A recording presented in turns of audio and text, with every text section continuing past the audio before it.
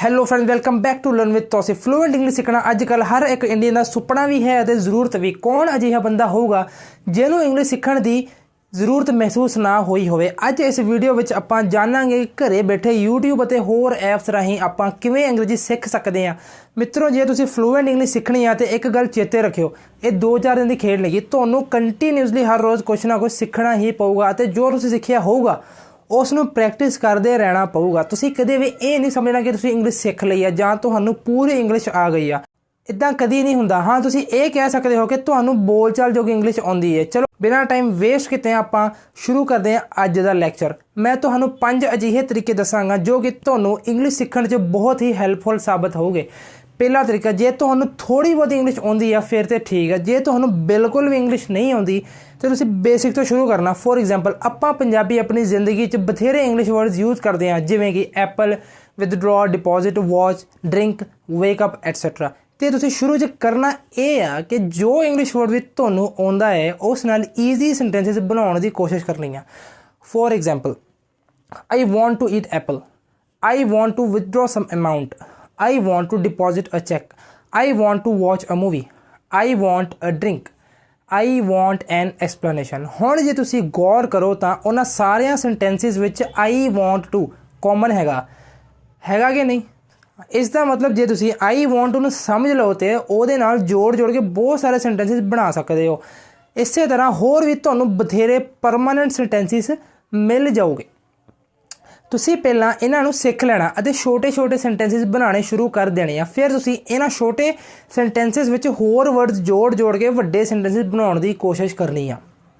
दूजा तरीका, यूट्यूब विच तुहानूं तकरीबन हर एक टॉपिक ते वीडियो मिल जाऊगी। तुसीं बस करना यह आ कि एक वीडियो ਚੱਜ ਨਾਲ वॉच करनी है ਅਤੇ जो सेंटेंसिस ਉਹਦੇ ਵਿੱਚ ਦੱਸੇ ਜਾਂਦੇ ਆ ਉਹਨਾਂ ਨੂੰ ਤੁਸੀਂ याद करके ਉਹਨੂੰ प्रैक्टिस करने की कोशिश करनी है। एक गल चेता रख, जदों तक तुसीं एक टॉपिक चंगी तरह समझ या मैमोराइज ना कर लवो उदों तक तुसीं होर कोई वीडियो नहीं वेखनी। ये मैं इसलिए कह रहा हाँ क्योंकि कुछ लोग इक्को दिन च कई वीडियोज़ वेख लेंदे आ जिहदी ना उन्होंने समझ लगती है ना ही वो कुछ याद कर पाउंदे आ। पता नहीं किहड़ा चाह चढ़िया हुंदा उन्होंने इक्को दिन च अंग्रेजी सीखण की कोशिश करन लग पैंदे। आपां इदां नहीं करना, ठीक है कि नहीं।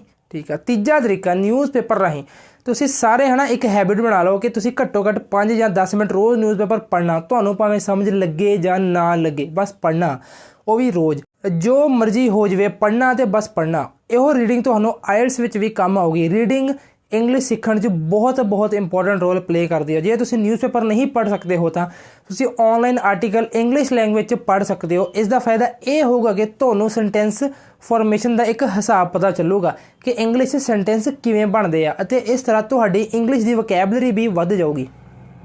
ठीक है। चौथा तरीका, तुसीं जिन्नी भी इंग्लिश सीख लो तुसीं कदे भी इंग्लिश फास्ट बोलने की कोशिश नहीं करनी, बिल्कुल भी नहीं फास्ट बोलनी। ठीक है ना। इंग्लिश हौली गल करया करो, यानी कि स्लो स्पीड से गल करो। इसका यह फायदा होंदा है कि सानूं छोटे होंदियां तो पंजाबी बोल के आदत हो चुकी होंदी है। इसे करके जो आप स्पीड च इंग्लिश बोलते हैं तो सानूं इंग्लिश वर्ड्स छेती नहीं मिलते। इसे करके आप जिहे फिलर यूज़ करते हैं जिस नाल साडी फ्लूएंसी नूं बहुत नुकसान होंदा है।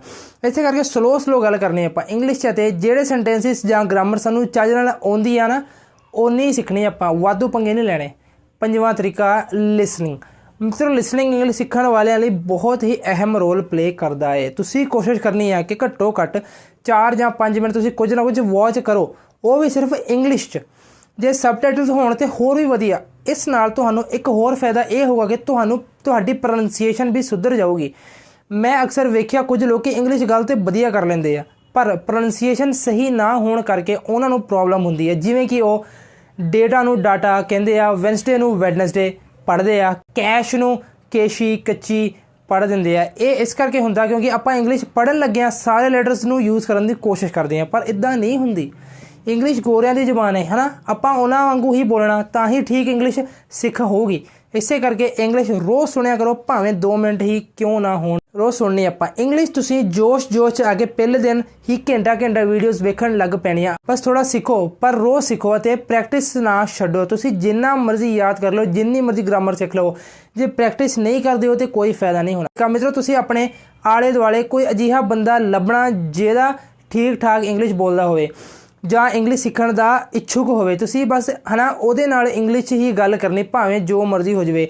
ਇਸ ਦਾ ਫਾਇਦਾ ਇਹ ਹੋਊਗਾ ਕਿ ਤੁਸੀਂ ਰੋਜ਼ ਨਵੇਂ ਸੈਂਟੈਂਸ ਬਣਾਉਣੇ ਸਿੱਖੋਗੇ। ਉਹ ਵੀ ਆਪਣੇ ਆਪ, ਜੇ ਤੁਸੀਂ ਕਿਸੇ ਸੈਂਟੈਂਸ ਬਣਾਉਣ 'ਚ ਅੜ ਜਾਓ ਤੇ ਤੁਸੀਂ ਉਸੇ ਵੇਲੇ ਉਸ ਨੂੰ ਗੂਗਲ ਕਰ ਲੈਣਾ ਅਤੇ ਯਾਦ ਕਰ ਲੈਣਾ। ਸੋ ਮਿੱਤਰੋ, ਇਹ ਸੀ ਕੁਝ ਟਿਪਸ ਮੇਰੇ ਪੰਜਾਬੀ ਵਿਊਅਰਸ ਲਈ ਜੋ ਇੰਗਲਿਸ਼ ਸਿੱਖਣਾ ਚਾਹੁੰਦੇ ਨੇ। ਮੇਰੇ ਚੈਨਲ 'ਤੇ ਤੁਹਾਨੂੰ ਹੋਰ ਵੀ ਵੀਡੀਓਜ਼ ਮਿਲ ਜਾਣਗੀਆਂ, ਤੁਸੀਂ ਉਹਨਾਂ ਨੂੰ ਵੇਖੋ, ਸਮਝੋ ਤੇ ਜੇ ਚੰਗੀਆਂ ਲੱਗਣ ਤੇ ਸ਼ੇਅਰ ਜ਼ਰੂਰ ਕਰਿਓ ਐਂਡ ਸਬਸਕ੍ਰਾਈਬ ਕਰਨ ਲਈ ਇੱਥੇ ਕਲਿੱਕ ਕਰੋ ਯਾਰ। ਹੋਰ ਵੀਡੀਓਜ਼ ਆਉਂਦੀਆਂ ਰਹੂਗੀਆਂ, ਬੈਲ ਆਈਕਨ ਵੀ ਨੱਪ ਦਿਓ, ਨੋਟੀਫਿਕੇਸ਼ਨ ਮਿਲ ਜੂਗੀ। ਚੰਗਾ, ਫਿਰ ਮਿਲਦੇ ਹਾਂ ਅਗਲੀ ਵੀਡੀਓ 'ਚ, ਤਦ ਤੱਕ ਗੁੱਡ ਬਾਏ।